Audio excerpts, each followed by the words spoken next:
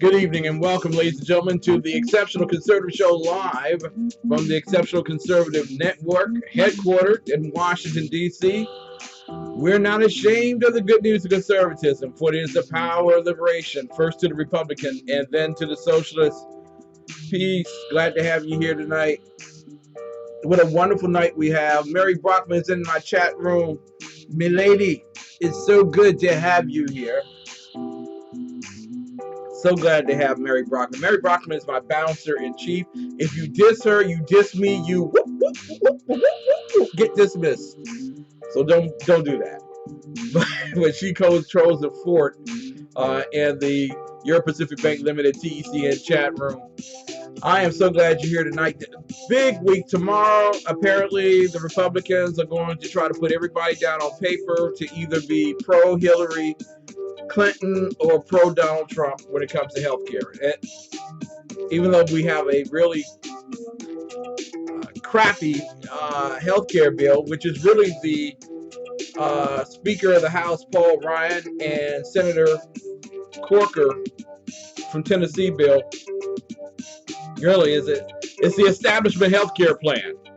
Yeah, we're going to keep it, but we're repealing it at the same time. We're gonna do something. Well, apparently they're gonna vote, push it on over to the Senate, and then the Senate will have to debate.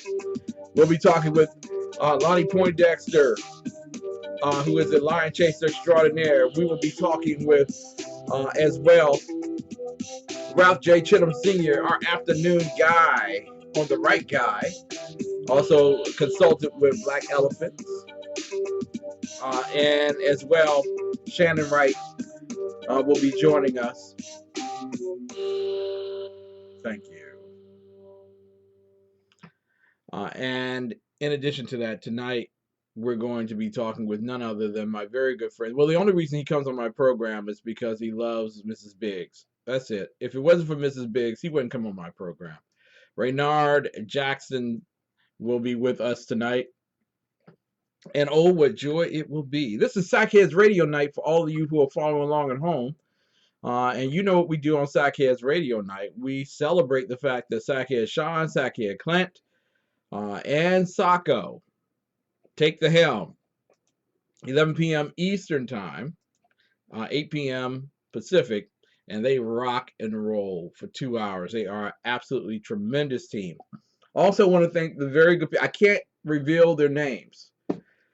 Can't reveal their names. So I just got to say that to you. I can't do it. But I will tell you that I was on a major call this afternoon with some big-time conservative media players and Christopher Arps and John Scott. You know John Scott from In-It TV, and you also know Christopher Arps from Move On Up Today.tv. Well, there are some big guys who want to join us in this particular battle, and I'm excited. I am truly, truly excited. So this thing is going to get real big, and we will create the first real conservative network. Just saying. Professor has pneumonia. Don't expect it tomorrow. Thank you, Mary. We're praying for his health. Listen, ladies and gentlemen, I need for you all to do me a great favor. Would you wonderfully take off your hats For those who follow us on live stream, big flag right there, little flag right behind me on, of course, Ustream. And for all those who've already brought their flags with them, let us proceed in terms of following the kids today and pledging allegiance to the United States of America. Please bear with me. Right hand over the heart, people. Thank you, parents. Ready, begin. I pledge allegiance to the flag of the United States of America and to the republic for which it stands, one nation, under God, indivisible, with liberty and justice for all. Woo! There we go, ladies and gentlemen. So now let us get on the phone the wonderful, the great Raynard Jackson. Try to get him on here. There we go. And let us call Mr. Jackson. Jackson. There you go.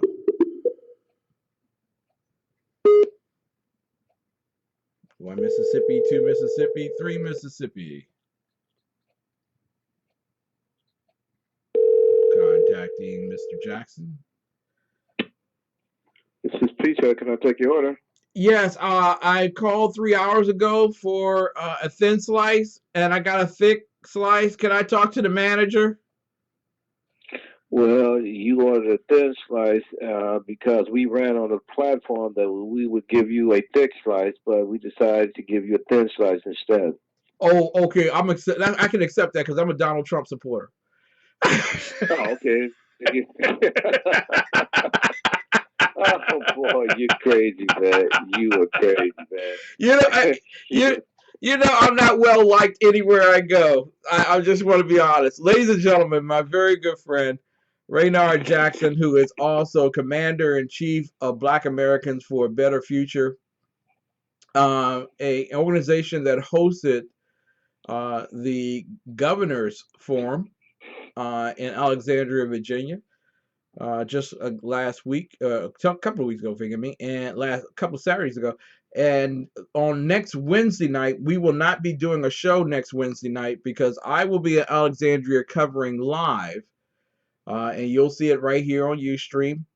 I will be covering live the Lieutenant Governor's Forum, in which I have been asked to be a inquisitor, and I really appreciate the fact that Raynard Jackson decided to ask me to be an inquisitor.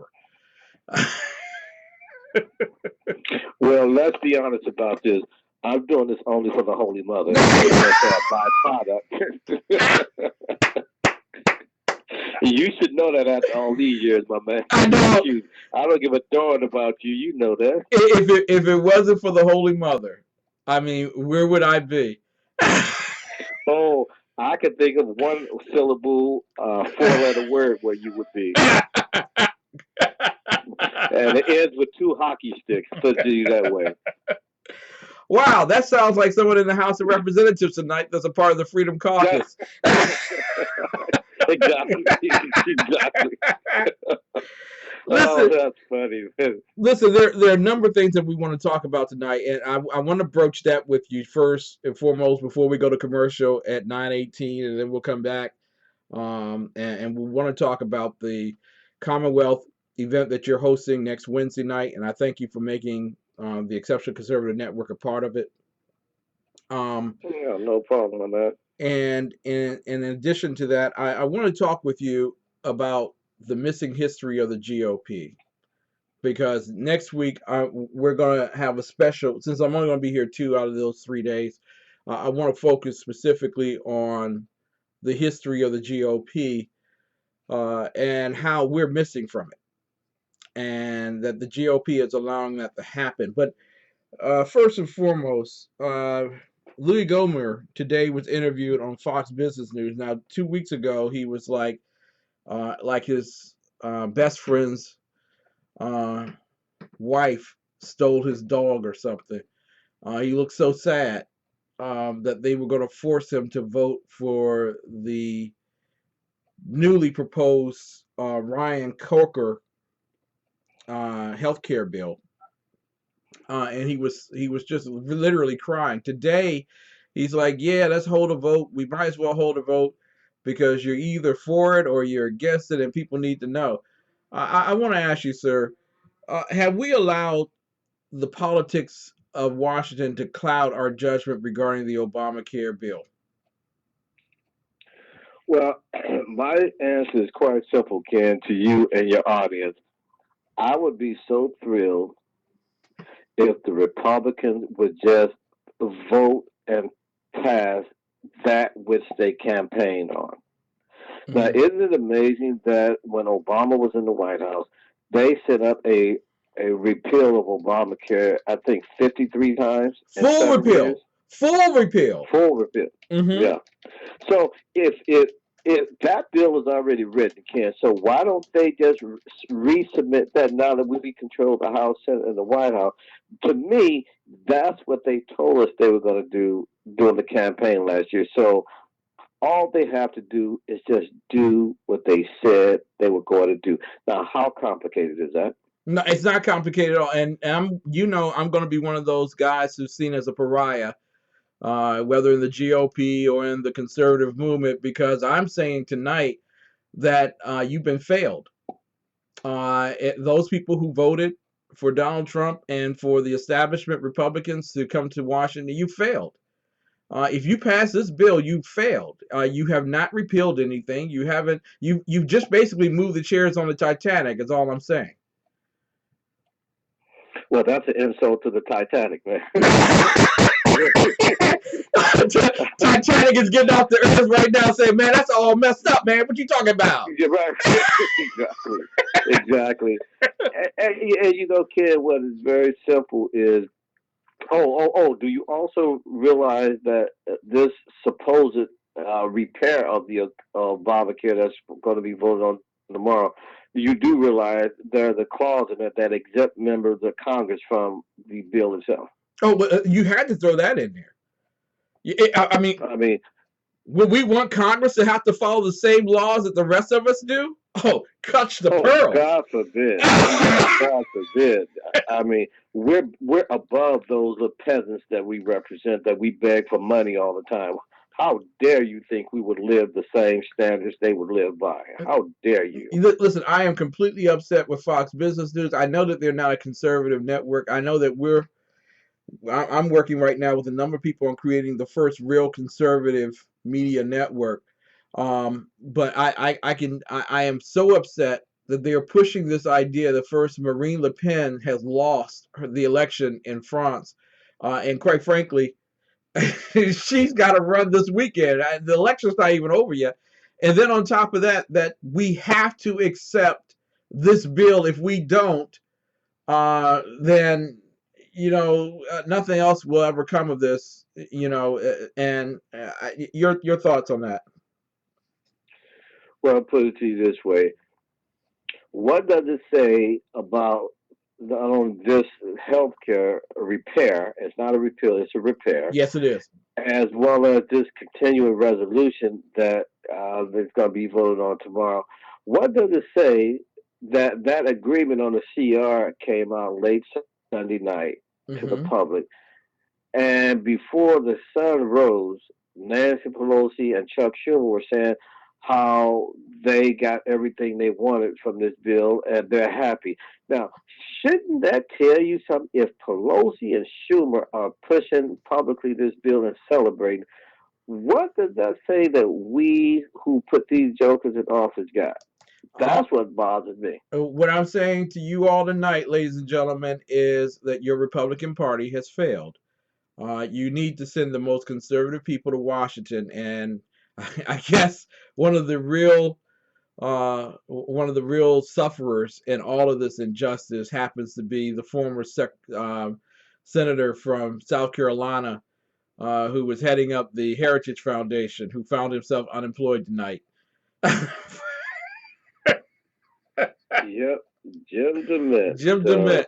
Yeah, it's a price to pay if you want to be conservative in Washington, and I think I'm willing to pay it. We'll be right back with more of the best with my very good friend Raynard Jackson, and we talk about Bill Coleman and the missing history of the GOP. We'll be right back. 2 minutes, 2 seconds. Now, at Brownells, we know you may have only one shot to harvest that trophy, so we have thousands of accessories and replacement parts to improve your chances. We know how much you love to shoot, so our gunsmiths articles and videos will help you do more and get more out of your guns. We also value your hard work and money. That's why only Brownells backs up everything we sell with a 100% unconditional lifetime guarantee. Brownells, the world's largest supplier of firearm accessories and gunsmithing tools. Thank you for the taking the call. And I really enjoy ICRN, your station, the station I listen to all day.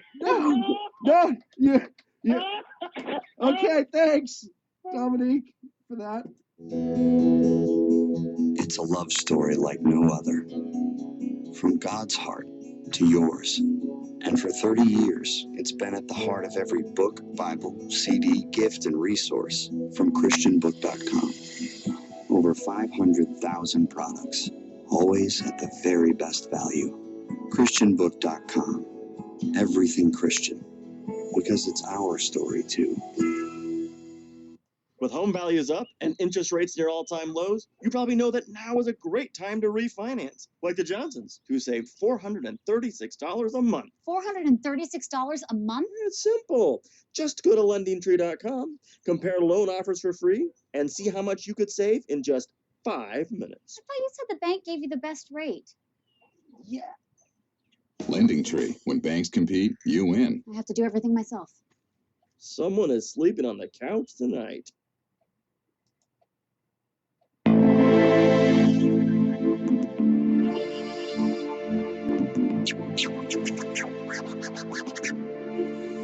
I want to get back to my blackness.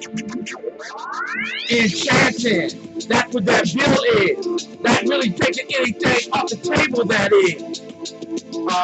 Ladies and gentlemen, I am tonight getting back to my blackness with my friend Raynard Jackson, the holder of Black Cards America.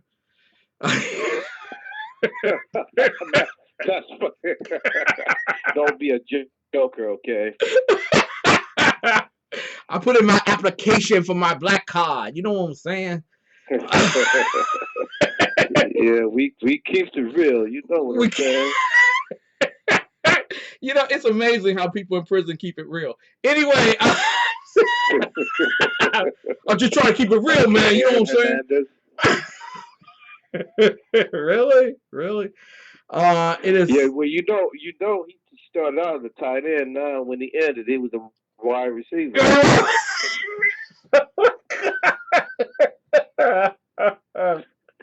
And I'm gonna leave it at that. Leave it at that, ladies and gentlemen. It is so good to have Raynard Jackson, who is the chairman and director of Black Americans for a Better Future, BAFBF.org, BAFBF.org.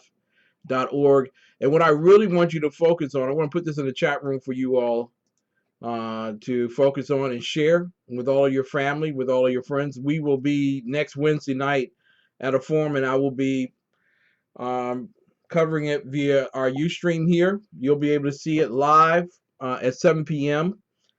Next Wednesday night. It will be the Virginia Lieutenant Governor's Forum at Lee Center's Kaufman Auditorium, 1108 Jefferson Street, Alexandria, Virginia. We encourage you to RSVP May the 7th at Raynard at BAFBF.org. Or you can just go directly to the site itself and reserve accordingly. But, sir, why are you hosting this particular forum? I mean, really, is it important for Black people to be at a forum for the Lieutenant Governor of the Commonwealth of Virginia? Well, yeah, because there's two reasons. Number one, Republicans always claim they don't know what the minority community is and how to reach them. And the minority community is always saying, well, Republicans never talk to us. So our our group, Black Americans for a Better Future, we are the bridge to both sides. I know both of these candidates as confirmed. Delegate State Rep Glenn Davis, and State Senator I'm joining Jill Vogel. Yeah. Both of these folks are good candidates, and we would be lucky to either one of them to win that office, regardless of who wins the nomination.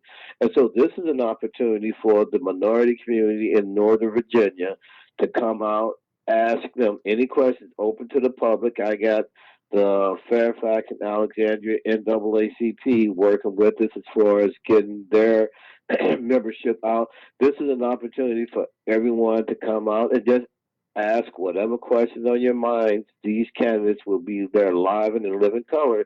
So as opposed to saying, well, Republicans don't talk to us, or Republicans saying they can't find the minority community, no one has any excuses as of Wednesday night. I'm bringing everyone together in one central location. So let's have a great conversation, not a debate. It's a conversation, not a food fight. It's a conversation. Exactly. And you did a wonderful job at the Governor's Forum.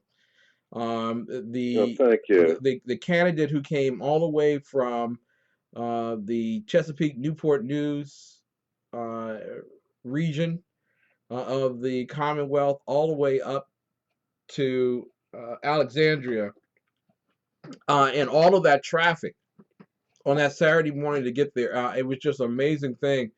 And I want you to know that I took some grief for the comments I made during that particular appearance, as you probably knew I would. And I got a letter. I got a letter from the Commonwealth of Virginia candidate for governor, Ed Gillespie's group. And they stated that Ed Gillespie couldn't be there at that event because he had a previous engagement, and that he would have made that known to Mr. Jackson, and we don't understand why you asked that question up there on the stage or made that comment. Listen, he wants to be at the next event that you hold, or whatever it is, we'll be there. And we're just upset that you would make that statement that Ed Gillespie could not attend. And I thought I was a reporter and that I could just do that, tell the truth.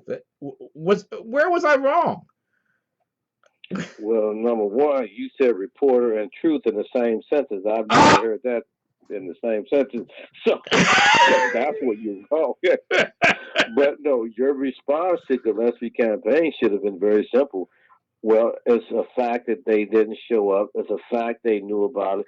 And it's a fact that since the event, no one from his campaign has reached out to me asking us to do anything to put in front of these minority entrepreneurs. And so I would question whoever wrote you, well, where's the beef? Where's the beef? Because there's been no contact whatsoever. So you tell them the next time you communicate with them that if they want us to do something with them, then they need to make that known. But I have not seen any interest from the campaign at all. And I know Ed personally and people on his staff, and I've heard from no one.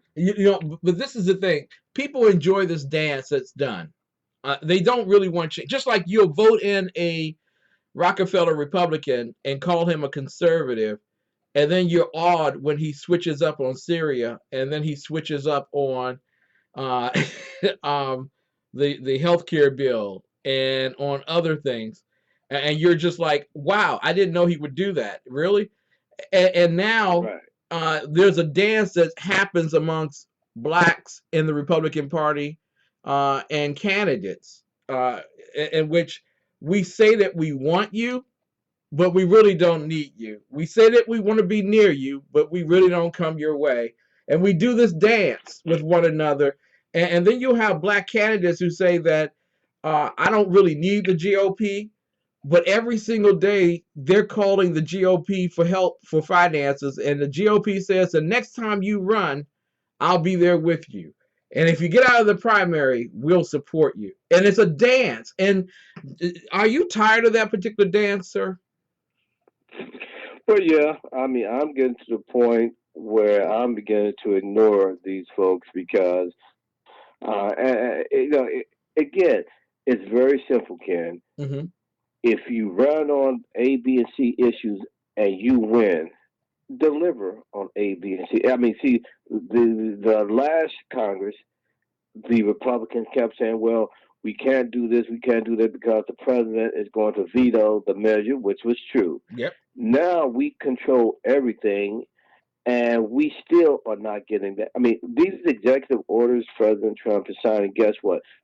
They can be overturned when the next president comes in, whether it's 4 or 8 years from now. Mm-hmm. So this is just one of these things that make you feel good. So sort of like an executive order is sort of like pissing on yourself in a dark blue suit. It gives you a warm feeling, but no one ever notices.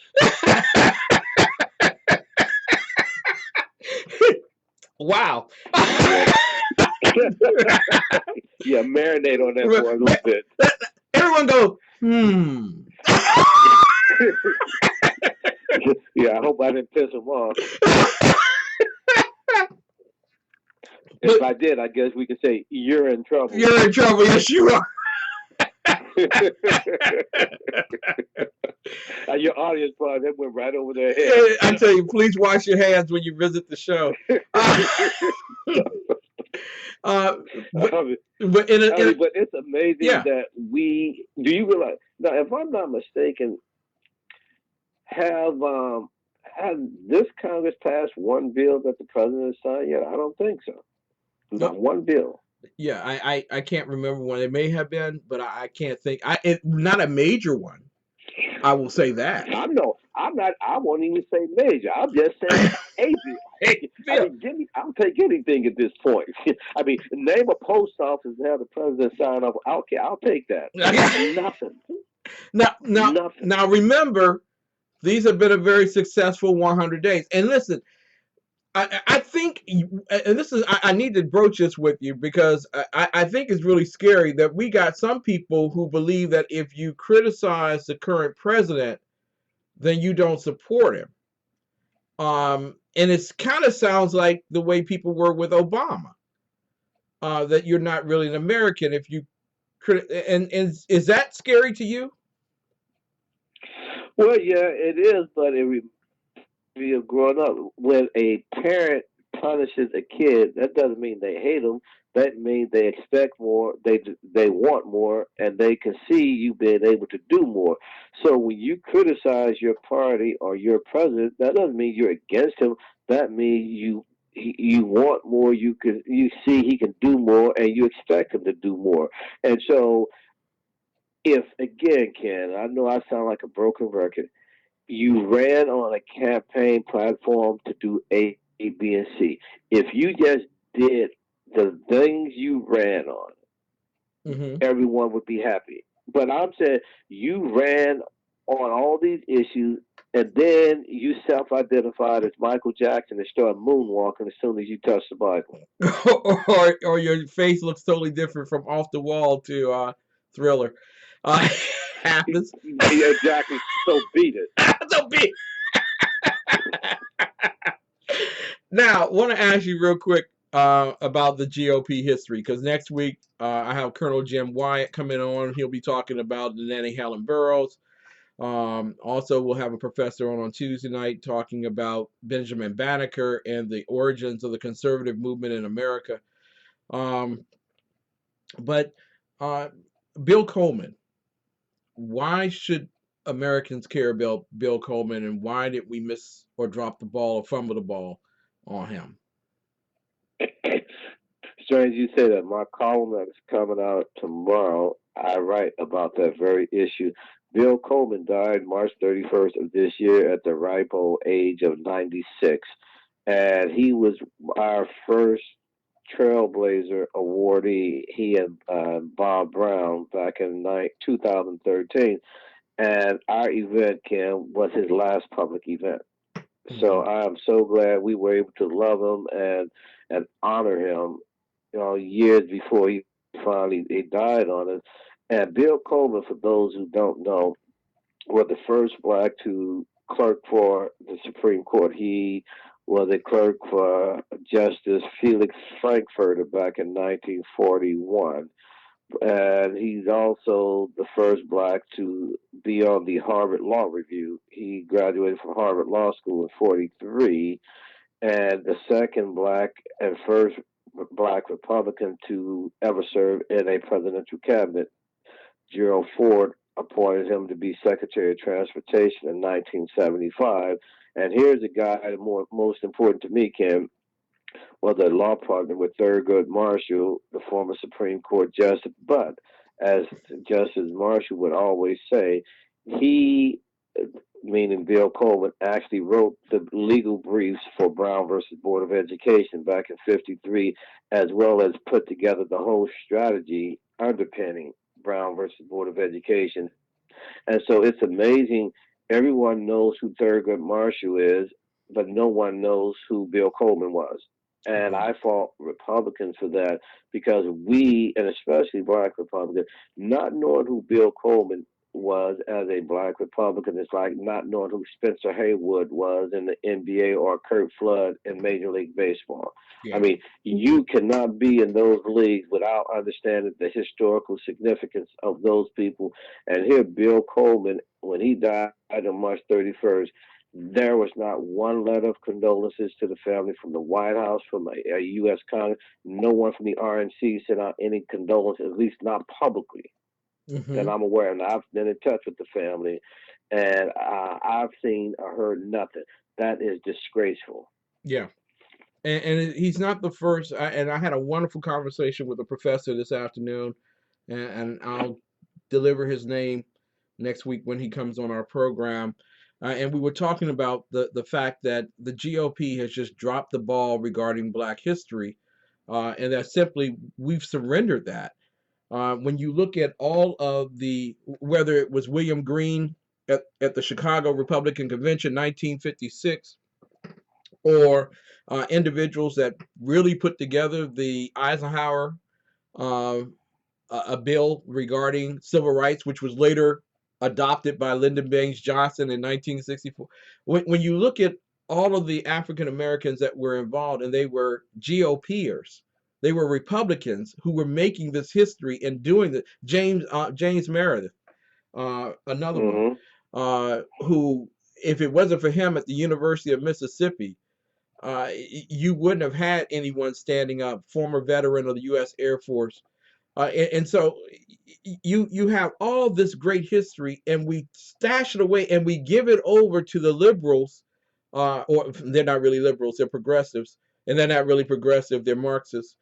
We give it over to them, and we say we say it was them who provoked all this. It was them who marched in the streets, when actually they're not doing anything but co-opting our true history. Yeah, but I agree with you, Kim, but more importantly, we are allowing that to happen. Yeah. That's what I have an issue with. It's one thing for someone to do something stupid and ignorant, but then when you accept that and you know better, you know what the truth is. I mean, the Republicans can, as you and I have talked for years and years now, they are horrible at communications and media strategy. Horrible. For example, Secretary of HUD Ben Carson goes down to Miami 3 weeks ago to do a listening session, which I think is a waste of time. And what's the narrative coming out of that? Secretary Carson got stuck in an elevator. No one's talking about why he was in Miami and what he did. The news of the day was he got stuck in the elevator for 15 minutes, which indeed did happen. Well, that's breaking on Fox. That's breaking news. It wouldn't be on my conservative network, but that's breaking news for Fox. Listen, I don't get it. I don't get it, Ken. Listen, I want you to come back over the next few months, because I'm going to really, over the summer, as we get ready to go into Freedom Fest, and I'm recruiting as many African American, Negro colored blacks, and Latinos and Latinas and Asians, as many people of variant color in the rainbow. And we got to be careful about rainbow conversations. Because if you do rainbow, you're going to get pushed. Hey! But I would love to see everyone at Freedom Fest. And the reason is that we need to have that conversation in Las Vegas. We need to have that final conversation. Right. And I'm really sick of conservatives who are bending over backwards 3 or 4 times and allowing, Jim DeMint is gone from Heritage Foundation. What did he do? He just stood up and said, you know what, that's a crass bill that you're trying to pass. That's not even real in terms of a repeal. And he's gone. I think we need a moment of courage in the conservative movement and a moment of history in the conservative movement. And I just want your final words on this, and then you can tell everybody where they need to be Wednesday night at 7 p.m. Well, yeah, I mean, again, when you decide to take a principled stand to keep your convictions and your words to the American people, there's going to be a price you pay. And I'm not talking about paying a price from your opposition, the Democrats. This is coming from within your own party. So I think DeMint has been a trooper on a lot of issues and stayed true to his principles. So we'll see where he lands at now. But next Wednesday from 7 to 9 p.m., we're hosting a lieutenant governor's candidate forum, not a debate, a forum where it's a conversation to talk about issues of relevance to the minority community, Black, Asian, Hispanic, Indians, etc. And you can go on our website, BAFBF.org, BAFBF.org, and you can find out all the information. But that's next Wednesday. Ken will be one of our panelists as far as asking questions. So it's a time for the community to come out and to have a dialogue with these future statewide office holders. Well, I thank you so much for being on the air with us tonight, Raynard. I look forward to being there next Wednesday night. There will not be a Wednesday night, the Exceptional Conservative Show, as we'll be broadcasting live via Ustream and covering the Lieutenant Governor's forum. Thank you so much, and God bless you, sir. Thank you, Ken. Anytime. All right. Ladies and gentlemen, that's just a moment of history being made. And when we come back, we're going to have Lonnie Poindexter, and we're going to talk about some of the stuff that's going on in America. Be there, be square, be aware. That's all I'm going to say. We'll be right back.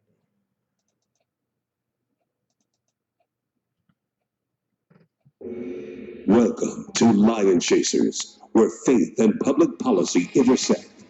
And now, your lion chaser in the good fight of faith, Lonnie Poindexter, on Urban Family Talk. We're not saying that there's not instances where there's maybe racial injustice somewhere. This is America, and people are human, and with sin in the world, he's a president of first. He's the first president to say that America is not a Christian. Okay. Let's try this one. Here we go. All right.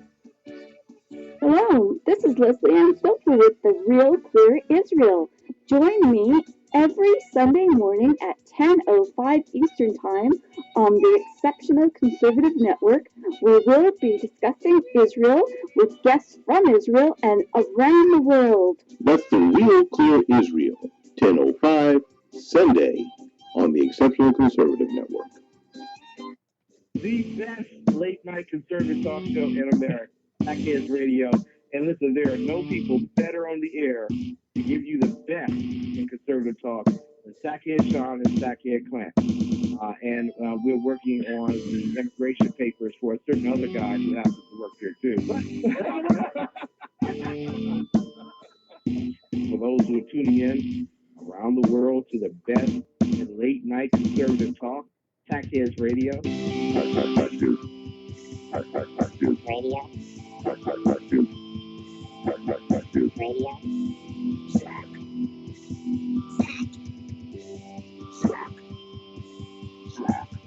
The best late night conservative talk show in America.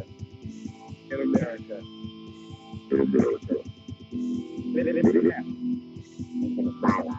And in this web was a large, I'm pretty sure it was the biggest spider I've ever seen. Welcome to Lion Chasers, where faith and public policy intersect. And now, your lion chaser in the good fight of faith, Lonnie Poindexter, on Urban Family Talk. We're not saying that there's not instances where there's maybe racial injustice somewhere. This is America, and people are human, and there's sin in the world. He's a president of first. He's the first president to say that America is not a Christian nation. Good evening, sir. Hang But in there. we'll pray for our enemies while we defeat them. You can't blame folks for messing up the city. There has not been an elected Republican in council in Baltimore City in over 50 years. And the co-captain's chair with me today, Reverend Ralph Chittams. What's happened is the social justice movement has now been hijacked by a godless movement. Don't be bamboozled. Ladies and gentlemen, Frederick Douglass was a gun-toting conservative. It's not a black or a white issue. It's a God versus anti-God issue. And I know those will say, well, it's all rigged. It's all a game, Lonnie. Because I get that a lot. And there are the crew that has their bags packed at the train station waiting for Jesus to come back. We'll be here in a minute. One train about another train. No, that wasn't Jesus. But he's coming. Meanwhile, Rome is burning. The host of the Black Man Deacon radio show. Welcome to the show, Stanley Levy. Good morning, Lonnie. How are you? The core issues to build elephants aren't in the home. We got to do away with the entitlement programs and the things that hamstring us. And that's where the conservative viewpoints really resonate for my generation. I want to welcome to the show the host of the Exceptional Conservative Show, and that's my brother Kenneth McClinton. Welcome, brother. Lonnie, it is an honor and privilege always to be with your ever-expanding audience. Let your listeners be lion chasers with Lonnie Poindexter. If Lion Chasers sounds right for your station or network, contact Will Addison by email, waddison@afa.net. Encourage your listeners to be lion chasers with Lonnie Poindexter and Urban Family Talk. Ladies and gentlemen, boys and girls from around the world, yes, none other than the most courageous conservative Christian icon in America, none other than Lonnie Poindexter. Good evening, sir. Good evening, brother. Good evening. You know, I just want to be like you when I grow up. So that's my aspiration. No, I think it's the other way around. Listen, Lonnie. No. You're older than me. That's the story. That's the story I'm sticking to. That's what we're gonna stick to. That's what we definitely will. Listen, Lonnie. Apparently tonight, there is upheaval at one of the American great think tanks, and this is a statement from that think tank. It's from the foundation's chairman, Thomas A. Saunders III. It's a Heritage Foundation. He says, after a comprehensive and independent review of the entire Heritage organization, the board determined there were significant and worsening management issues that led to a breakdown of internal communications and cooperation. While the organization has seen many successes, Jim DeMint and a handful of his closest advisors failed to resolve these problems. And with that said and that done, the door was shut on Jim DeMint and he was ousted from the Heritage Foundation. Jim DeMint is not going cowardly into the night, and he is slamming the Heritage Foundation. Says the public statement released earlier is puzzling, given that the Board of Trustees has praised our work for 4 years and approved performance bonuses for the entire management team each year for a job well done. Well, what have you done for me lately, I guess? Your thoughts regarding the ouster of Jim DeMint. Is it because of his performance or because there's a new sheriff in town? You know, I was shocked when I got the news about DeMint departing from Heritage Foundation, given, you know, his pedigree and what he accomplished, obviously, on Capitol Hill prior to assuming the position. And so, you know, I like to say I have contacts in high places, and some, but my take on it is I'm just as surprised as everyone else. I did get wind that there were, you have to, at the end of the day with these organizations, fundraising is at the core, right? Yeah. You're only as effective as the amount of money that you can raise. And I had heard that there were some funding issues in terms of just revenue. You know, in other words, how much have you done for me lately, like you said?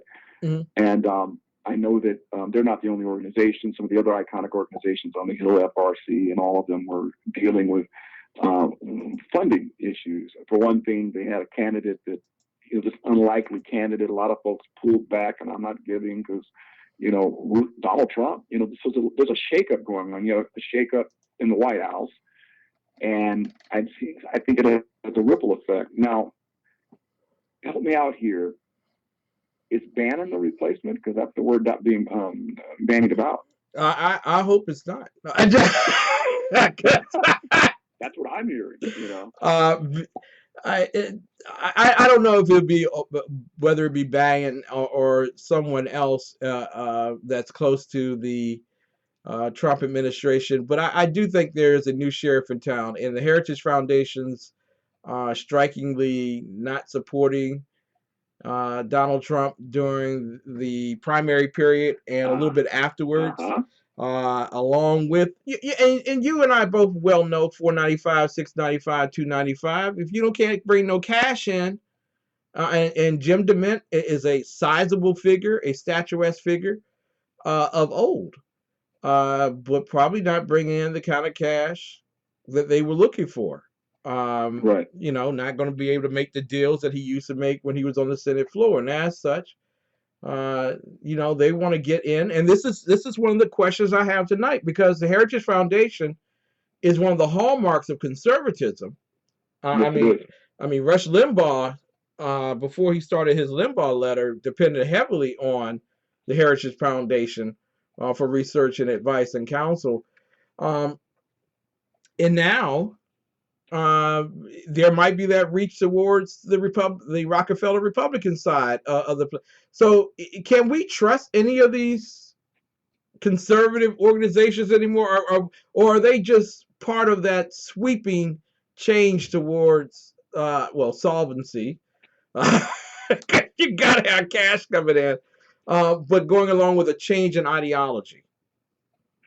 I think that it changes in the air. We saw it happen at the Oval Office. If we could back up a little bit to other conversations you and I have had about what I learned from you about what I call the K Street Shuffle. Yeah, it's no longer business as usual. And if you take a look at the omnibus bill that was touted about this week, and the fact that the establishment members of the party, which are just two sides of the same coin of the establishment members of the Democrat side of the aisle, all speaks to that infrastructure that exists here in D.C. and it filters over into the policy centers, be it MRC, Heritage, the FRC, all the names. Some of the names I can't remember off the top of my head. So this speaks to that. Now let me state this. Something needs to change. I'm not sure that it's going to be a positive thing, and I'm searching for words here because I don't want to speak out of Exactly.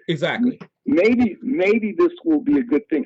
I'm a big fan of Jim DeMint. I mean, I have no issues with Jim DeMint, but as you stated, if the funding's not there, it's not coming in, then there's some concern. Now, you got to cut him some slack. I mean, a whole lot of folks held under their wallets and their purses because they just couldn't, in the conservative community, get behind Donald Trump.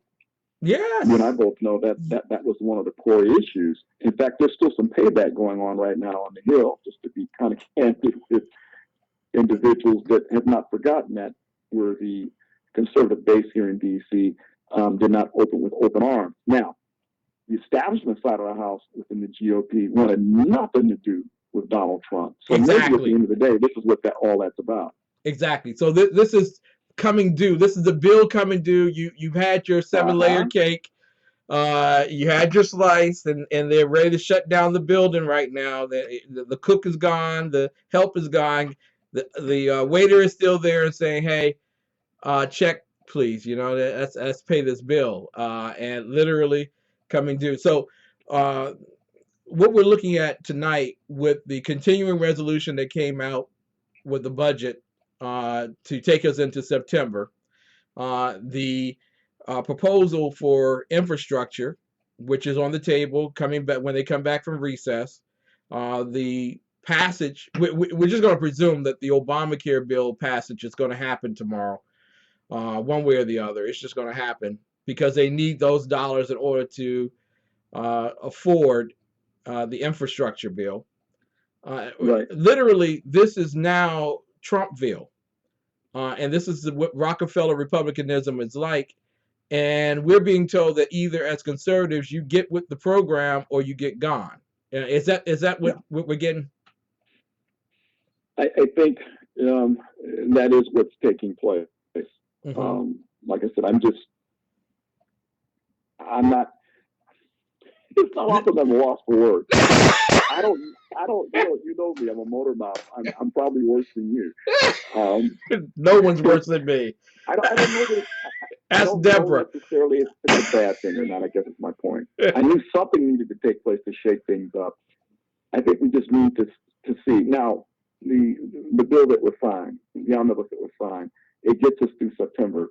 And I got folks that are, throwing pots and pans, conservatives, because they're tipped off because they're funding abortion and doing all these types of things. Only 100 days out, this president's been in office. Let's see what he's going to do. Windmill says that tomorrow he's going to sign an executive order concerning religious liberty. I ain't got no problem with that. What do you think about that? Yeah, but that's not the Congress passing bill to refute the Linden Amendment. No. Yeah, see, and that's what Raynard was saying earlier. It's all these, executive orders. Remember when we hated them when Obama did them? But now we're sitting back going, oh, he did another one. Oh, he's just the greatest. And we're not seeing Congress do any of the things that they promised that they would do when they came into office, when they had full power. I think we have a miscommunication, and I don't want to take up all of your time here because we got to go to a break, and I got to let you go. But Lonnie, how can millions of Americans turn to you at 11 o'clock in the morning and listen to your wonderful program? Well, they can go to urbanfamilytalk.com Monday through Friday and catch my show, Lion Chasers with Lonnie Poindexter.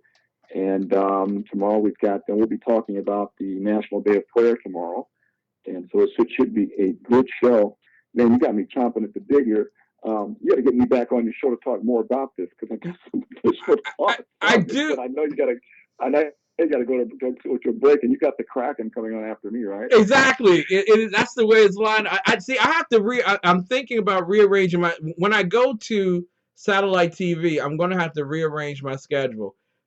Let me say that again. When I go to satellite TV.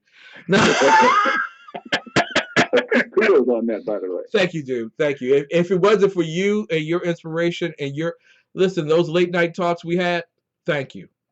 Thank you very much, bro. I really appreciate you, and I love you dearly. Love you much, brother. All right. Lonnie Poindexter, ladies and gentlemen, he is a serious Christian conservative icon, and if you're not listening to Urban Family Talk, it's probably because your internet doesn't work. Tomorrow morning, 11 a.m., Urban Family Talk, right after you listen to Perry Drake at 10 a.m. on my channel. When he's finished, you switch on over to Urban Family Talk and listen to Lonnie. God bless you, sir. I'll talk to you later. All right, ladies and gentlemen, we'll be right back right after this quick break right now. So what do you think about ebooks? Maybe you've never read an ebook before, but you're considering giving it a try. Or maybe you've been reluctant to try ebooks because you don't want to buy another expensive electronic device. Or maybe you already enjoy ebooks, but you haven't been able to find titles from your favorite Christian authors. Whatever your situation, ChristianBook.com has the solution. Your trusted source for print books for over 30 years now offers ebooks. Our always free CBD reader allows you to read on the devices you already own without spending money on a new device. Thousands of Christian ebooks at ChristianBook.com means you can shop with confidence and choose from the titles you want. Plus, we are adding new titles all the time. Browse our huge selection of low-priced Christian ebooks the same way you would printed books, only now you can go from shopping to reading in seconds. Simply select the ebook you wish to purchase, confirm your account information, and start reading. Free samples of every ebook are available, so you can preview the book first, before you buy it. Plus, there's no lengthy app downloads and updates. Accessing the CBD Reader is as easy as going to cbdreader.christianbook.com and bookmarking the page. The CBD Reader holds your ebooks and bookmarks for you, no matter what device you're on. So, you can take your entire ebook library wherever you go and pick up right where you left off. Our customizable options make it possible to read your ebooks in different font sizes and styles. Want a large print version? You've got it in seconds with a simple click of the mouse. Already own a dedicated e-reader? Download your ebooks to your computer from your christianbook.com account and transfer them to your device. Try ebooks at christianbook.com and start reading your favorite books in seconds. Easy, economical, everywhere you want to read. Welcome to christianbook.com ebooks. Ladies and gentlemen, it is the second hour of the Exceptional Conservative Show. We are so glad to have you with us. We're not ashamed of the good news of conservatism, for it is the power of liberation, first to the Republicans and then the Socialists. It's Wednesday night. It's Tackheads night. You know it's a very busy night. We got coming up Shannon Wright at the very end of our program. She's going to be dropping the mic as she always does. And, of course, coming up next, it's a Kraken. Hold on to your children. He's about to let loose. We'll be right back with more of the best in urban conservative talk. Good morning. I'm Michael Wright. And I'm Shannon Wright.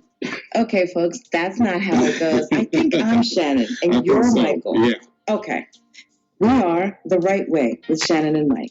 Join us from 7 to 9 a.m. Eastern Time. Live on SHR Media. And on TECN. Where we'll be talking about all kinds of things. From sports and politics. To food and entertainment. To money. Family. And anything else in between. Community, holidays, all kinds of things. It'll be great. Join us from 7 to 9 a.m. Eastern Time. Okay, ladies and gentlemen, I'm in fear of Mamba or Dave Milner popping into the chat room, maybe covering this from overseas somewhere, wherever they travel. I have to consider and accord myself to potential litigation.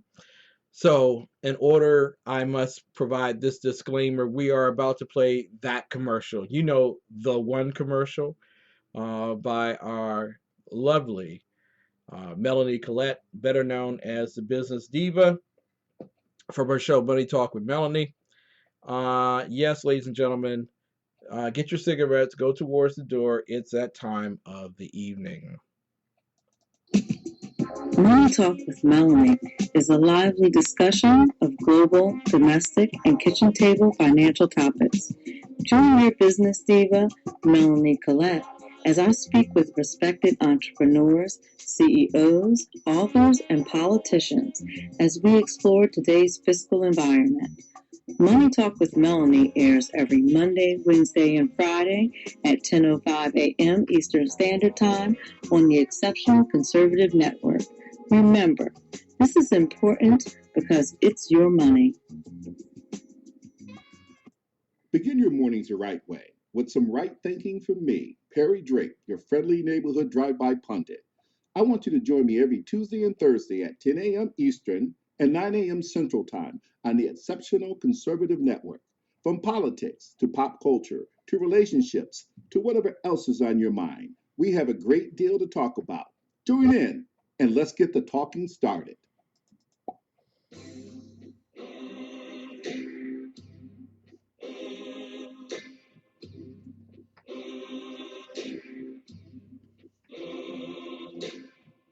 I'm Ken McClinton, chairman of the Exceptional Conservative Network. Never has the cry for economic liberty been more resounding in urban America than on Election Day 2016. It's the economy. All real change begins with the American entrepreneur. Socialism did not work. Progressivism stole the wealth of individuals and families. You voted for something different, real change. But what does real change look and sound like? It looks like Las Vegas, and it sounds like Freedom Fest 10. Freedom Fest, the world's largest gathering of free minds, is a popular liberty-minded conference at the beautiful Paris Resort in Las Vegas from July 19th to the 22nd. Hear the voices of the urban freedom movement, Deneen Borelli, Larry Elder, Gina Lofton, Helen Rowley, Juan Pablo Andrade, and Zayad Abdul-Nuur. Share ideas with powerful liberty movement figures like Steve Forbes, Jim Rogers, Anthony Scaramucci, Jennifer Grossman, Naomi Brockwell, Dinesh D'Souza, John Stossel, Lisa Kennedy, Peter Schiff, and our keynote speaker this year, William Shatner. Your money, your liberty, your freedom, your city. Come for the real and return with the change. Register now at freedomfest.com for $100 off the regular registration rate when you use the all caps code TECN. We'll see you there.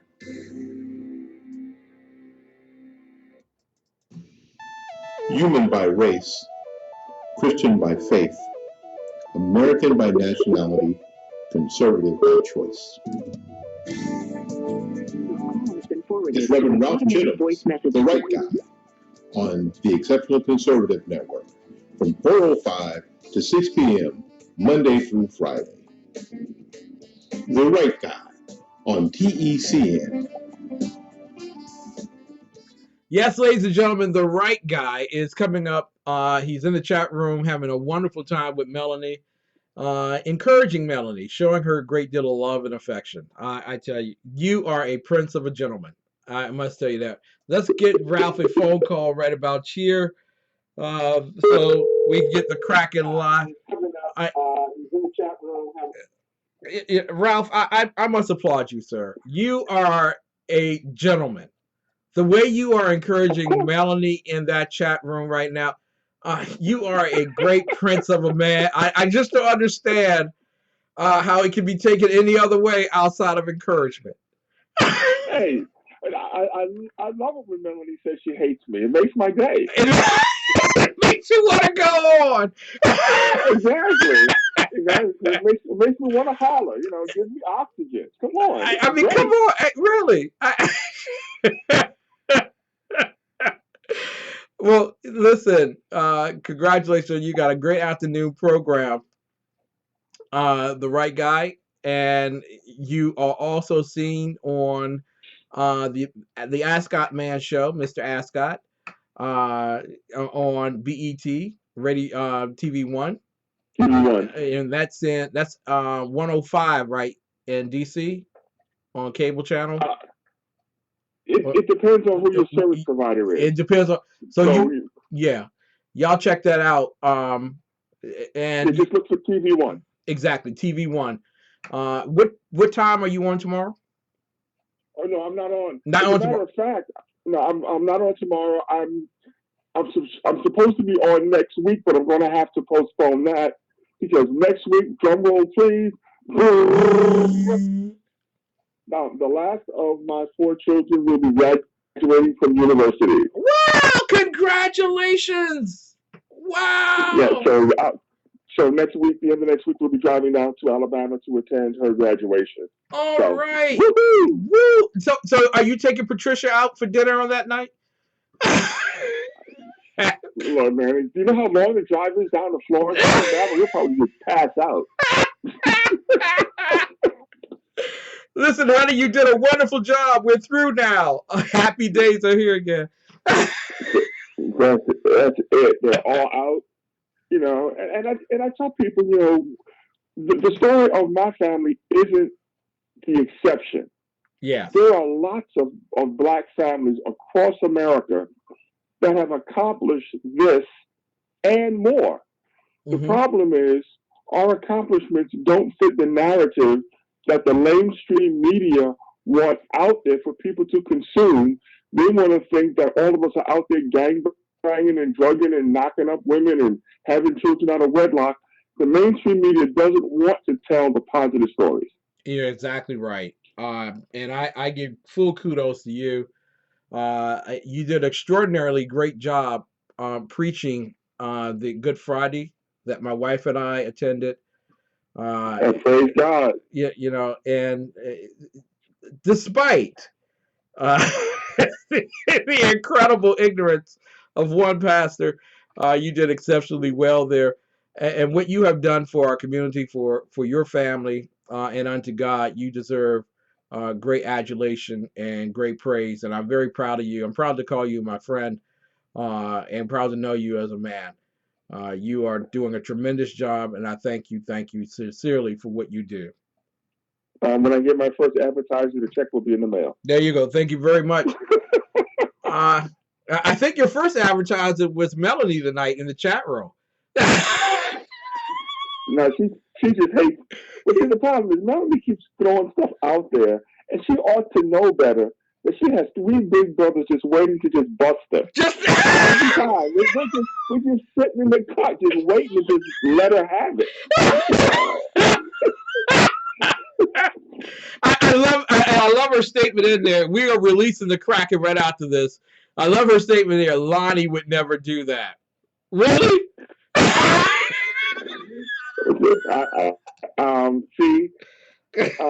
Valor and chivalry make me avoid responding to that statement.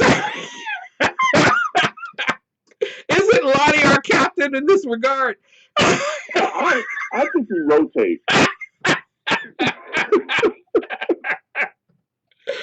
Oh my God. Lonnie would never do that. Oh, he is such a choir boy. Sure. We release the Kraken! Kraken, so glad to have you here tonight. If you could let everyone know exactly your mantra. The mantra that I use on at the beginning, the middle, and ending of my show is the mantra that explains who I am, my worldview. And it's very simple. I am human by race, Christian by faith, American by nationality, and conservative by choice, because that's the only position that makes any sense at all. Mm-hmm. And that says it all. Yeah. If you want to know where my worldview comes from, it's contained within that simple statement. Exactly. And it's well noted accordingly. And the most important thing as men, you're always right. Yeah, so I know it goes without saying, but sometimes we got to say it. I was out driving today and I saw a food truck. Mm-hmm. And as soon as I saw the food truck, the first person I thought of was Melanie. Because the only word on the side of the food truck was sandwich.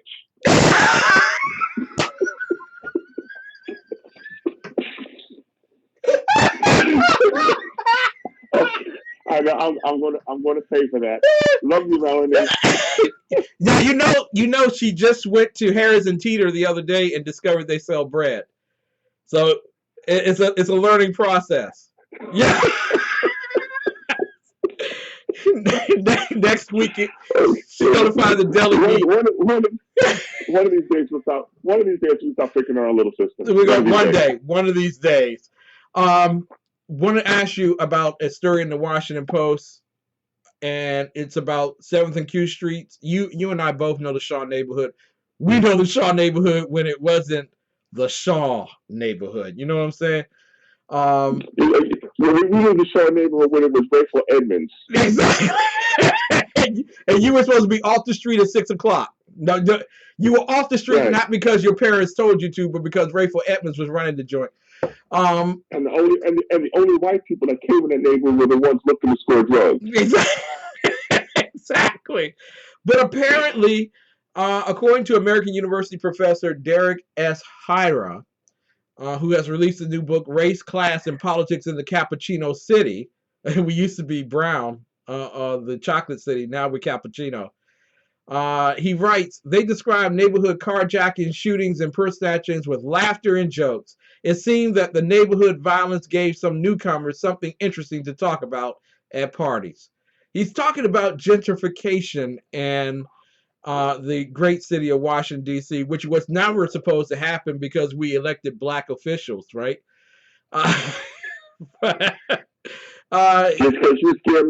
Just because you share my paint job doesn't mean you share my values. Exactly. Exactly. But is there something to this that it's okay, that little edginess, that's a good sell in areas like Shaw, Columbia Heights, and other neighborhoods? No, because the minute gentrification starts in a neighborhood, the first thing that happens is police enforcement goes up, arrests go up, crime goes down, and the neighborhood goes from being edgy to being milquetoast. So I don't know what he's talking about. Well, according to him, the young and affluent newcomers tend to take over political and civic organizations and promote their own interests, which includes bike lanes, dog parks, and upscale coffee shops. Isn't that what we want? Don't we want that kind of influence in our neighborhood? Shouldn't we have our dogs actually go in a park? Well, honestly, I don't care about a freaking dog park.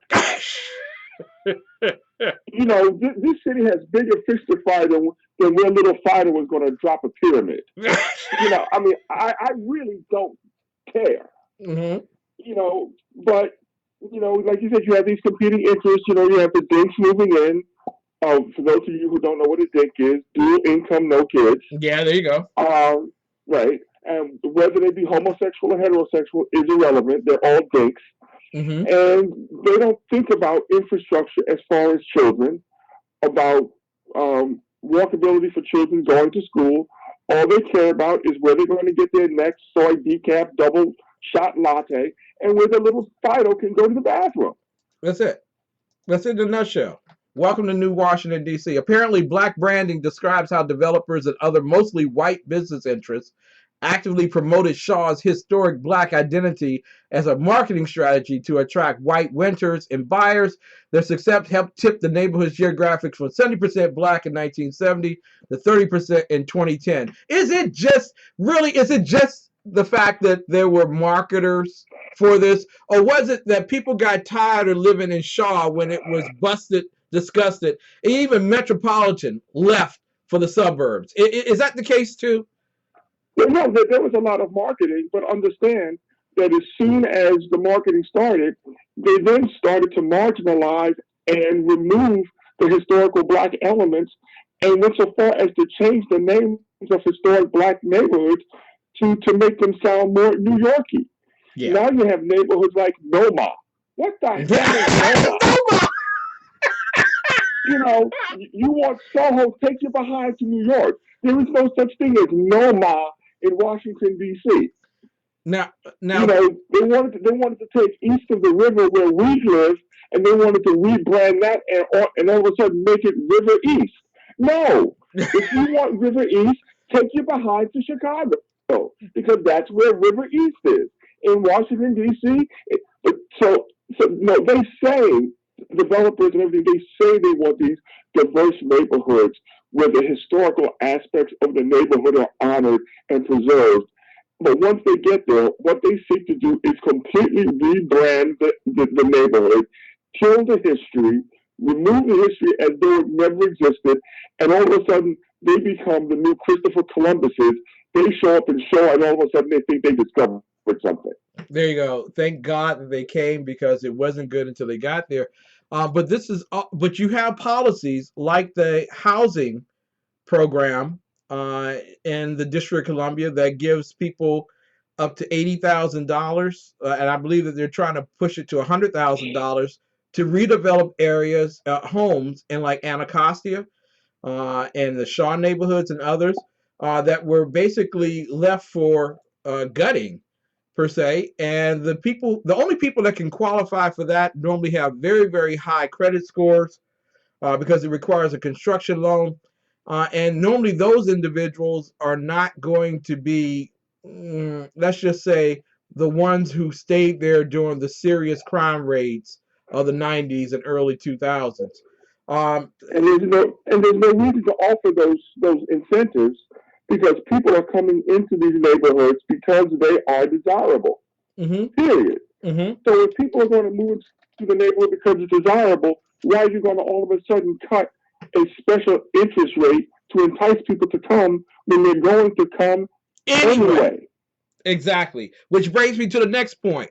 For those of you following along at home and you don't think this is going to come your way, to me, I don't find a problem with the term gentrification. I found a problem with people who say that they're against it, but pass legislations and policies to make certain that it happens. So you basically have black people voting in black people to help them get moved out of the city. That's just the way it works. But in the sense, Airbnb, okay, in Washington, D.C. is being accused of creating unaffordable housing. Now get this. They don't own any of the housing, but what they do is they allow those who have space in their home to rent it out for people who are traveling, and they make $4,600 on average a year from those rentals. Maybe as much as 6, maybe 8, 10, depending on where you are. And that those dollars are then amassed by that individual that they can use to pay off bills or redevelop or do whatever. And all of a sudden now, community organizers, and I'm using air quotes, community organizers are upset about Airbnb doing this because they say it's impacting negatively on their area of the city, especially in Anacostia, which I find very difficult how you can negatively impact Berry Farms. But please, sir, tell me, is Airbnb wrong, or am I? Who's wrong in this particular instance? The Airbnb scenario, it's just another example of big brother government sticking its nose in private industry because they have to try to find a way to regulate it, tax it, control it, or whatever. If the district government were really serious about providing, and they use the term affordable housing, and the term affordable housing really means absolutely nothing. Yes. When you consider that the formula that they use for affordable housing completely leaves out anybody who's considered a workforce housing person. Yeah. So instead of using their massive budget to provide workforce housing, they play games with people and talk about affordable housing, which, as you said, pushes the lower of the GS5s, the GS6s completely out of the city. And then in order to act as though they're doing something, they look for low-hanging fruit. They look for an enemy. And right now the enemy is the Airbnb business. I just want to let the Airbnb people know I would love for you to come on the air and talk about this particular issue, because I really think, like Ralph is saying, that it's an attack on capitalism. It's an attack on people using their homes for their own purposes, and government needs to stay out of it. When they were talking about the Olympics maybe coming to Washington, D.C., yeah, trust me, I would have found some place to stay, south of Richmond, Virginia, rented my house out for the 2 weeks of the Olympics, and probably made enough money to pay my mortgage for 6 months. Exactly, or the year. People were. I was like, please, Lord Jesus, let the Olympics come to D.C. Cha-ching, cha-ching, cha-ching. I was counting up the money. Now, I want to go to Chicago real quick. We are talking with, oh no, I went past my break. I got to take a break. I'm setting a bad example. I'll be right back. And we're going to talk with the Kraken. I want to talk with you about the Chicago shooting. And why isn't the rest of the world as concerned about this as they should be? We'll be right back with more of the best right after these messages. Hi, my name is Willie Lawson of the Willie Lawson Show here on the Exceptional Conservative Network. We have a brand new show on at 9 a.m. Monday through Friday. We are bound to make you think. We are bound to make you see things differently. We are bound to push you into action for not only your community, but your country. That's the Willie Lawson Show on the Exceptional Conservative Network, 9 a.m. Monday through Friday. See you there. The best late-night conservative talk show in America, TECN Radio. And listen, there are no people better on the air to give you the best in conservative talk than Sackhead Sean and Sackhead Clint. And we're working on the immigration papers for a certain other guy who happens to work here too. For those who are tuning in around the world to the best in late-night conservative talk, TECN Radio. Radio.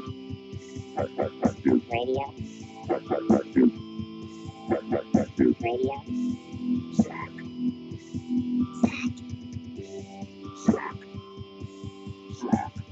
The best late night conservative talk show in America.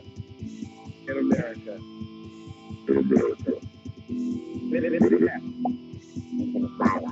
And in this web was a large, I'm pretty sure it was the biggest spider I've ever seen. Communist bigotry in China gets a pastor arrested. LOI, Ron Edwards.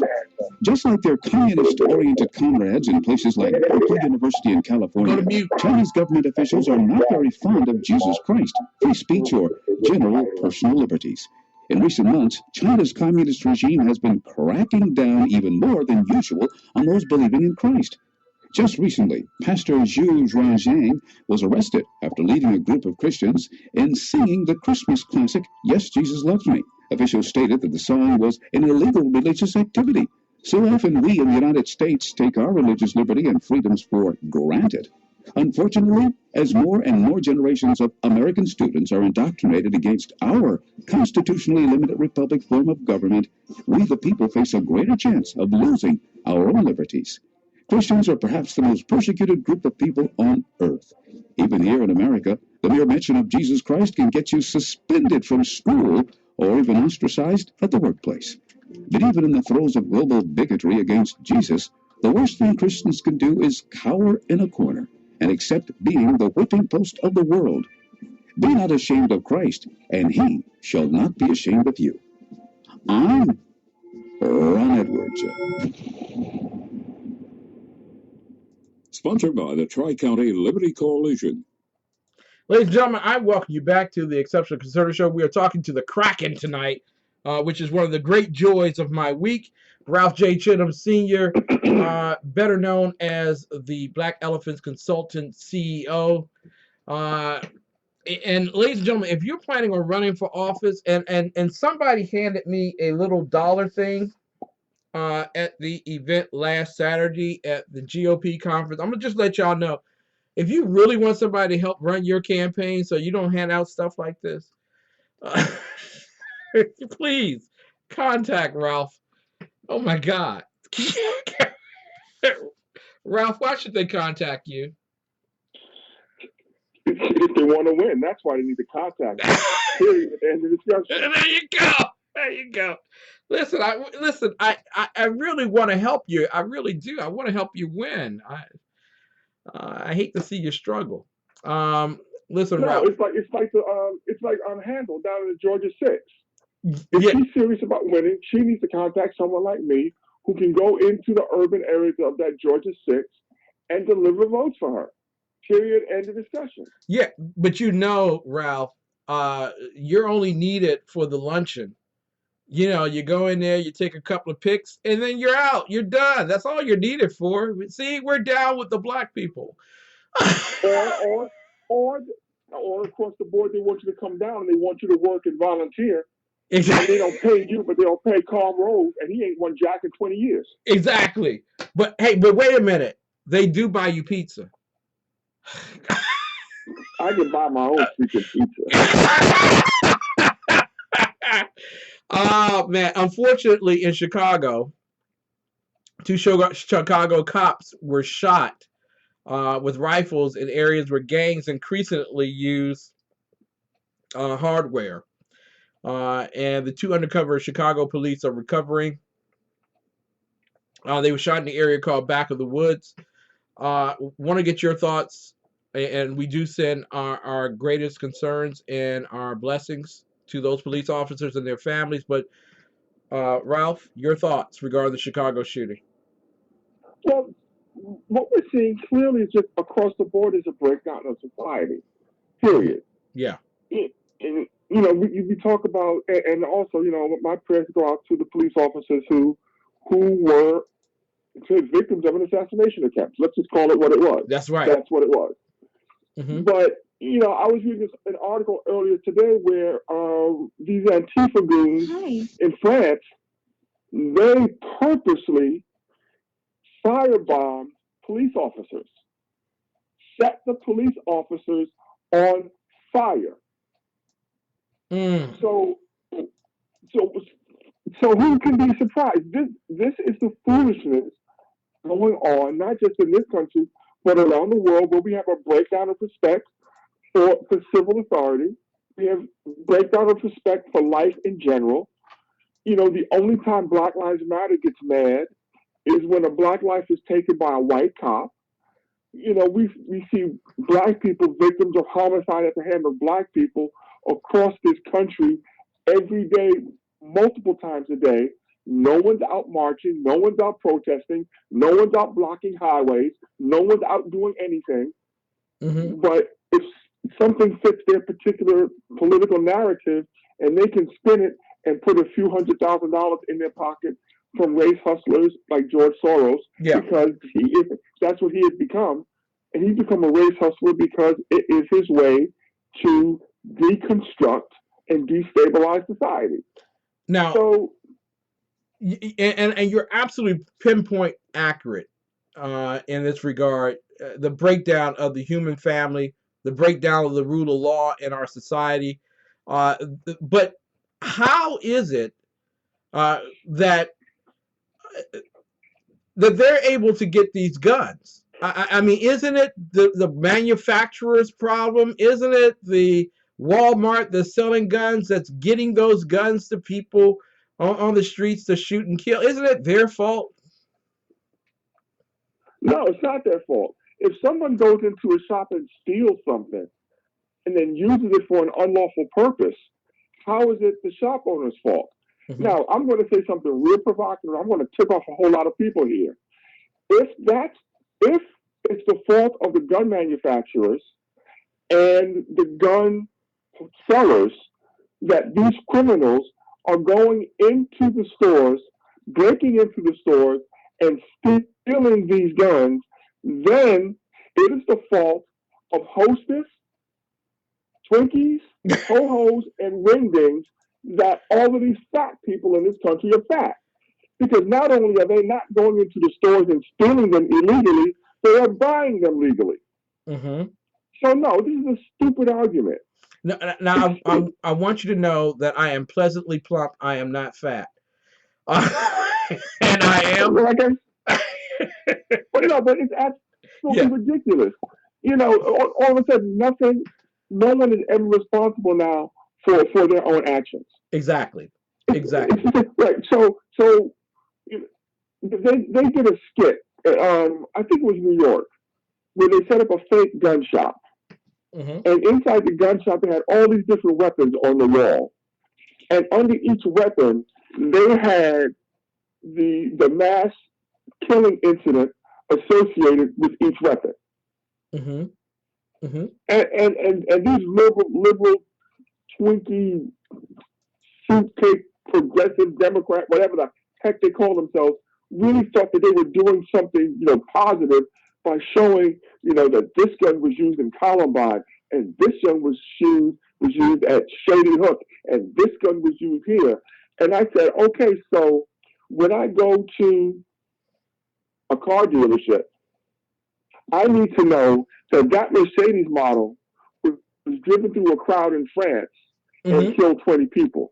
I need to know that this Ford truck flipped over and killed 5. See, this is the insanity of these progressives.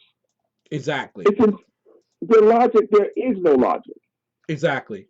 Now, Ralph, you are a great proponent of the Second Amendment, which I adore you for, even though I'm still working on the other thing that we discuss so often. Absolutely. But regarding fake news here, I'm putting in the chat roll something that came out of the Chicago Tribune. Now, remember, let me just preface this by saying that the son of a deputy chief of police is under investigation right now for that shooting. I'm just letting y'all know, like I talked last night on BZ's show, it's not the blue shirts, it's the white shirts that screw up our system. I'm just letting y'all know that straight up. But apparently, street gangs, this is what the Chicago Tribune is reporting. Street gangs have been increasingly using military-style weapons, Chicago police said Wednesday. I want to ask you, sir, when did a rifle become military style? what is that all about? Because the left is again trying to redefine narratives. Mm-hmm. Since when did the AR and AR-15 stand for automatic rifle? Yes. It does not. The AR stands for the manufacturer.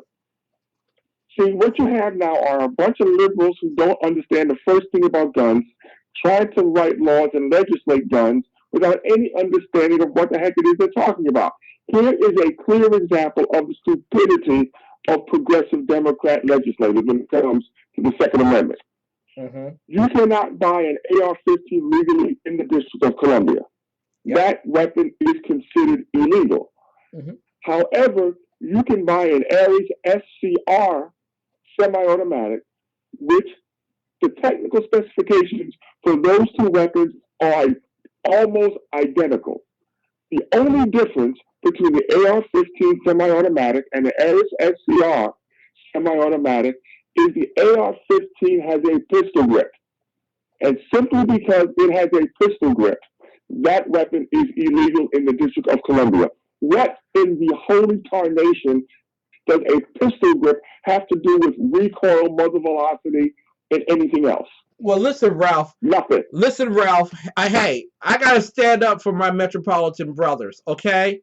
Because when we sip that mocha latte in Shaw, we're scared not about the bullet, but we're scared about that pistol grip, okay? All right, that's really frightening. but that just highlights the stupidity of these liberal gun laws. You're right. You're absolutely right. They have no idea what the heck they're talking about. Exactly. And the police are incorrigible too, because I know that those press reports are not coming from the guys on the ground. They're coming from upstairs, and they have to align themselves with whatever the administration tells them to. And stupidity does fall from the top down, and it plays itself out dearly. So there's hope. You know, we now have a president in the White House who's pro-Second Amendment, who appears to be pro-Constitution. We'll see what happens tomorrow. He's supposedly going to sign another executive order, this one dealing with religious liberty. And I said on this show earlier, I have never been a fan of executive orders. Yeah. It is the job of the legislatures to legislate. And when you legislate by executive order, all that is required to have everything you have done be undone is let the other party win. And that's why EOs are stupid. Now, I got to ask you this. This is a final question for you, because it sounds like a lot of the establishment Republicans wouldn't mind Democrats winning next time in the congressional races. That's what it sounds like to me, because this half-hearted effort on the budget, and then also now on the healthcare bill, tells me that they've kicked this can down the road. They really don't want to legislate. They like being the opposition party. Well, here I am going out on a limb and being a prognosticator again. Mm-hmm. We did not send, when I say we, I mean Flyover America, did not send senators and representatives to the United States Congress to fund Planned Parenthood, yep, to reinforce Obamacare, to bail out Puerto Rico, to fund sanctuary cities. That is not what we sent them to Washington for. And what's going to happen come September is, if they play this game again and basically let the Democrats win again, you're going to see a lot of Republicans get primaried in 2018. Mm-hmm. And if the incumbent wins, which is the person that Flyover America wants gone, yep, those individuals of Flyover America are not going to show up at the general election. And the 2018 midterm elections are going to be a bloodbath for the Republican Party. You know, it's a crazy thing to say conspiratorially that those who are in power wouldn't mind being powerless.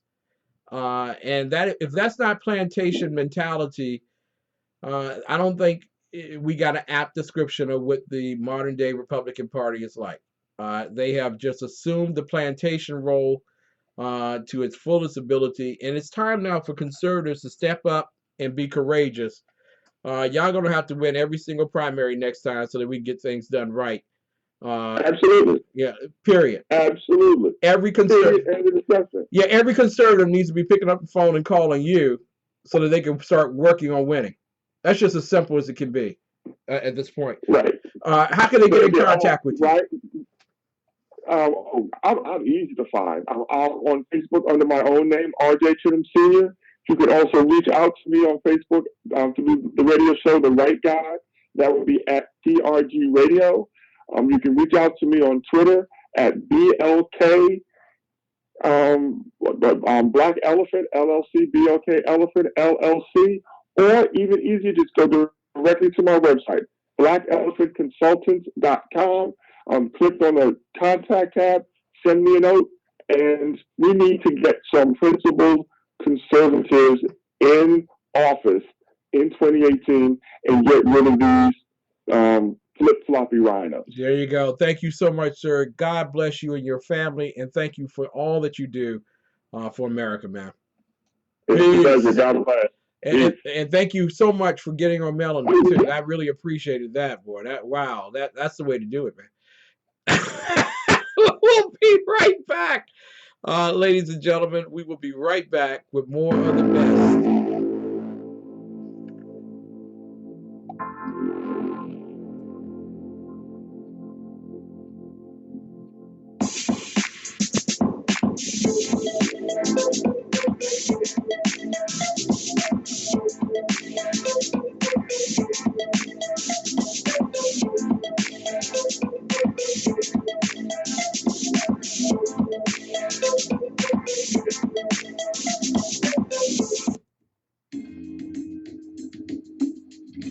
The greatest advertisers in all of the world are on the Exceptional Conservative Show and the Exceptional Conservative Network. Buy their products and share their good news. Go to theexceptionalconservativeshow.com right now. We'll be back after these messages.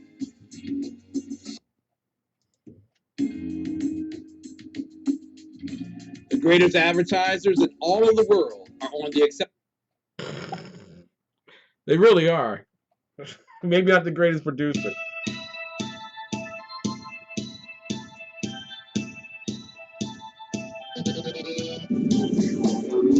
Hey, it's Jersey Joe, Burton Reaver, Common Sense.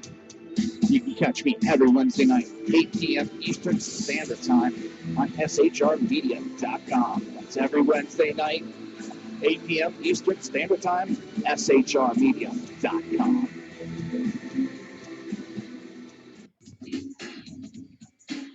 The dream deferred is real. You've been waiting for the Exceptional Conservative Network, and now it's here. Go to theexceptionalconservativeshow.com. Tune in and get the best in urban conservative talk. Stop dreaming. It's real.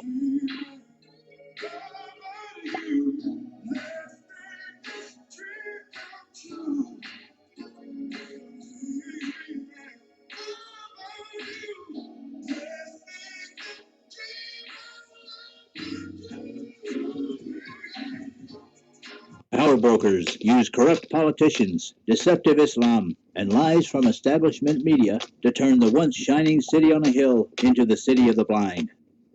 What do the elites fear? One man with a cane. I'm Dave Milner. Join me at SHR Media, High Plains Talk Radio, Spreaker, iTunes, and YouTube for a different kind of commentary on the unpleasant blind guy. Because truth is not always pleasant.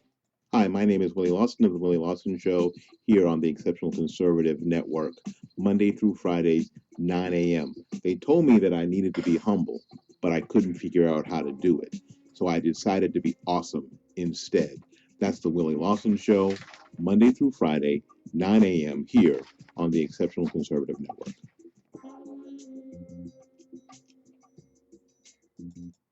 Shekinah Ranch is involved in helping youth through the snags along the pathway to adulthood. The last 8 years have created greater challenges. Having a president to parade perversion to our youth has generated the need for us to ramp up our character learning 100-fold. Today's youth are confused. Our goal is to give them a fresh understanding of creation, moral clarity, respect for authority. In short, restore absolutes and boundaries. Boys are born boys and girls are born girls. God's design. Right is right even when no one else is doing it. The Exceptional Conservative Network is underway to raise $10,000 to help advance this mission. Together, let's reverse the confusion aimed at our youth. Don't be a spectator. Go to our donation portal and make your financial contribution, and do it now. Your gift goes towards helping youth get clarity, moral clarity. Thank you. Ladies and gentlemen, I welcome you back to the Exceptional Conservative Show, live from the nation's capital. We are not ashamed of the good news of conservatism, for it is the power of liberation. Let us bring up the wonderful, the brilliant, the beautiful Shannon Wright, and let her take center stage. Donovan Larkins, founder and president of Shekinah Ranch Youth Foundation, offers a sincere opportunity for you to protect children from molestation and sexual abuse and help abused children receive their healing. In addition, Pastor Larkins is joining forces with the Exceptional Conservative Network to raise awareness of the growing crisis of unresolved homicides, missing persons, and sex trafficking in urban America. Help us raise $10,000 to care for over 300 abused children at Shekinah Ranch this summer and put an end to the grief and unnecessary loss of life of unresolved homicides, missing persons, and sex trafficking. Go to the TECN homepage at theexceptionalconservativeshow.com and donate today. Without further ado, the beautiful, the vivacious Shannon Wright. Good evening, Miss Wright. It's a pleasure to have you on the program. Good evening, and how are you? Just fine. I want you to know that I am thinking, this is just what I'm thinking, that your shoes are matching your dress, that's matching your gloves and the gold rings on them and everything right now as you're talking to us. I'm going to translate that for all of America to understand that that meant that you felt my outfit was coordinated and I looked nice at the convention. So that's all I'm reading from that. You go, Diva! You go! You're the only person who had music play for them as they were coming up on the stage. I just want you to know. Okay. But I want you to, first, she's a very beautiful woman, but she put on such an array of beautiful clothing. It was a beautiful thing to see, and congratulations to you. I want you to know that I did not think at all, not one time did I think that you looked like a diva. Yeah, no, that you might be, snappily commenting on my snakeskin peep toe ankle boots. You go, girl! Yes! Yeah, wait a minute, hold up, wait a minute, let me get this together for you. Thank you for the taking the call. And I really enjoy ICRN, your station, the station I listen to all day. Okay, thanks, Dominique. Oh, so there you go.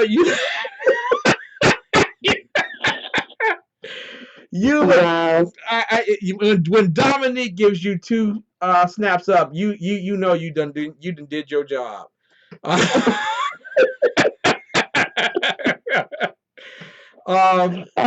Just really trying to bring a little urban flavor to the convention, that's all. Listen, you first and foremost, not only are you the third vice chairwoman of the Maryland GOP, but you're also, I don't know, are you pretty much the chairperson of the Baltimore City, or am I going to get you in trouble for saying that or whatever? I am on the Baltimore City Central Committee. Most assuredly not the chairperson.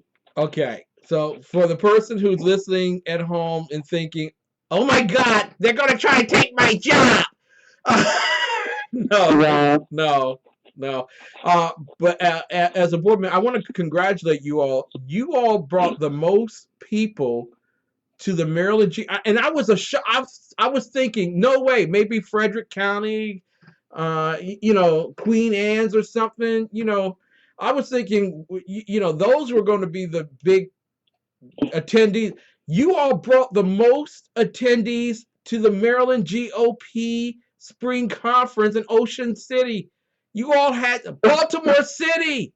How'd you do that?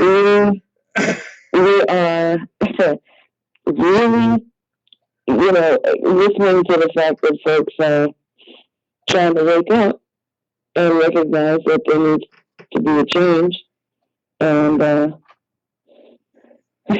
got to be a change on several levels. And, folks are finally starting to be willing to step up a little bit. It was an awesome conference. We have a new chairman this cycle, Dirk Hare, who is one of the most efficient folks I have ever met. Mm-hmm. And he understands the concepts.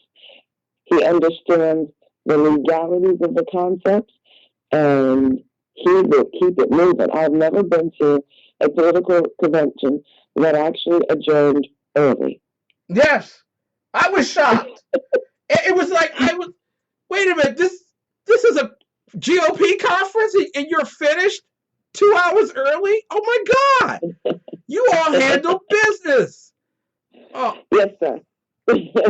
Now, the other reason that a lot of people should be surprised, and I had the great opportunity of covering the entire day, and thank you for inviting us at TECN to do that. I'm so glad you were able to do so. Yeah, it was kind of hard to say no. But this is a classroom assignment for everyone. Try to say no to her. I haven't found anyone that says no to her at all. But there is room, and thank you all for letting me cover it live, because if Democrats were listening, they should be frightened in their boots. Only the Maryland GOP had any increase in voter signature, voter numbers and registration. Yeah, and registration. Yeah. In order to win elections, you need votes. In order to get votes, you need to register voters, and we are very active in doing that. Yeah, but you all are. This is why Democrats should be afraid. This is happening in Baltimore City and PG County. Aren't they too black to vote GOP? Apparently not. So the Democrats should be very afraid that apparently in those particular highly black populated communities, people are beginning to vote GOP. Now, did Fred Price win on Monday in Cheverly? I don't know. Mm-hmm. I will be finding that out tomorrow. I'll have a GOP event tomorrow afternoon, as a matter of fact, and I will find out then. Exactly, because I know it was a very close race in Cheverly, but it wasn't supposed to be close. He was supposed to lose. He was supposed to get trounced. Exactly. I mean, why are people in Maryland starting to go red? They're tired. They're tired of the policies. They're tired of what happens in Baltimore, where money comes in, money gets lost, nothing comes out. Yeah, exactly. They're tired. Yeah. Okay. We complain about a lot of issues, and there's a lot of misappropriation. There's a lot of just poor management. There's a lot of things that happen when you have one party rule for so long, and it's not the party of business and individuals. Exactly. Now, you have some very big things coming up over the next few weeks. As you're becoming the calling card of Maryland with your divalicious self. Because a lot of people did not know that you existed, but now they know you exist, and they're calling you to states all over to get people pumped up. Yeah. A little unexpected, a little unexpected, but yes. There are some things, details being worked out to have me be in San Diego next week to open the next quarterly meeting of the RNC. Wow. Wow. Congratulations to you on your success with your radio program, being a messenger of the good news of conservatism to the world, and being called upon, you and your husband, to begin challenging America right now, because what you're doing in urban America needs to be replicated throughout. If you can cause Jack Young in Baltimore to be frightened of you, can you imagine what a couple of good conservatives could do in Washington, D.C., or maybe Atlanta, or maybe New York? How can people listen to your radio program and become inspired? Well, they can go to our Facebook page, Right Way, the Shannon and Melanie, and they can get a link there to listen to not only whatever show is live that day, but any of our other shows to get some inspiration and motivation. Also, this is the first time that we're saying this publicly. Within the next 30 days, our live and interactive website, liveright.com, will be up.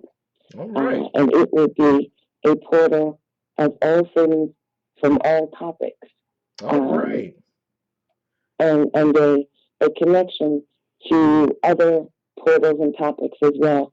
We find that sometimes we're in a vacuum. We don't need to be.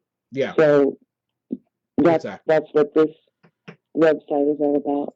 I'm really excited about a lot of things that are going on, and I'm hopeful that we'll be able to make this trip to San Diego. The funny thing, the invitation was extended, and I've had the opportunity to speak to some of the RNC delegates throughout this week that I was asked to speak to. Dr. Ada Fisher was one of them, as a matter of fact. She's going to be on our show next week. So the invitation was extended, however, the expenses are not. So I'm trying to juggle some things to see if that's going to be possible. Exactly. Well, we're praying for you. We're praying that you do ascertain all that you need in terms of resources to get to San Diego. If you're listening tonight and you happen to be United Airlines, that seat that you tossed that person out of, making it a what? It's all good. It's all good. But I do have to tell you, tomorrow afternoon, I will have a chance to talk to our Maryland RNC delegate, committeewoman, Nick Leandros, that you got to meet at the convention. I'll be attending the 3rd annual Maryland First Ladies Lunch with the governor's wife, Uni Hogan, tomorrow. Wow. So we'll get a chance to talk about some things. That's good. Congratulations to you. Great work. Thank you. And it's all your fault. No. To the woman that no one can say no to, we thank you so much for coming on the air with us tonight. God bless you. Have a wonderful lunch with the governor's wife. Thank you, sir. And you stay blessed. Thank you. Thank you very much. Ladies and gentlemen, the greatest blessing of all is to work with these great characters I call my friends. And I thank them so much for making their way tonight to tune in to listen to our program. I know a lot of you might think that I'm a little bit obnoxious and arrogant because I really believe that we're going to create an exceptional conservative marketplace and that we're going to change America. If you feel that way, just pray for me and hope that God works through me to overcome and become more humble. If you don't think that way, then you understand my game plan, and that's to energize as many people as possible to spread the good news of conservatism to the world. If you don't remember anything else I said tonight, do remember this. God bless America. It's time for America to bless God. Stay tuned for SHR Media on Stockheads Radio on shrmedia.com. shrmedia.com. Good night. God bless. Smooches. Love you.